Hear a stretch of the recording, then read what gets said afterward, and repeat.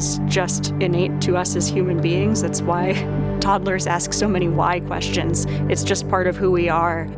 In many ways, I think trying to explore space generates solutions to problems that we didn't even know we had. My name is Zena Cardman, and I am the commander of NASA's SpaceX Crew-11 mission to the International Space Station.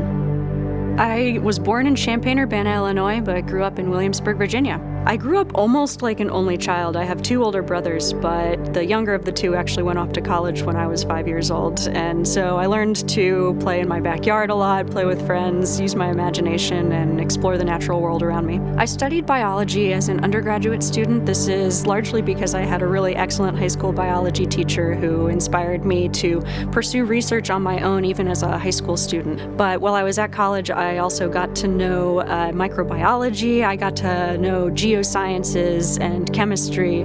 I wound up doing a lot of research in an oceanography marine sciences department and studying in remote locations like Antarctica.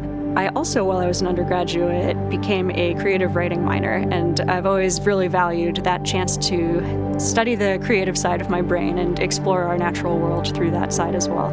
I love being an astronaut right now because there are many pathways to get to the International Space Station. We spend long duration periods, so many months long, living and working on board that space station, and it's really focused on research. A lot of that research is on our home planet, and a lot of that research is on us as human subjects. I'm very excited to be actually a test subject for a lot of the medical research that we're doing on board the ISS. I've signed up for a very large, all-encompassing medical study called CIPHER, and this, I think, is going to be critical as we start thinking about going for longer durations and farther places like the Moon and Mars.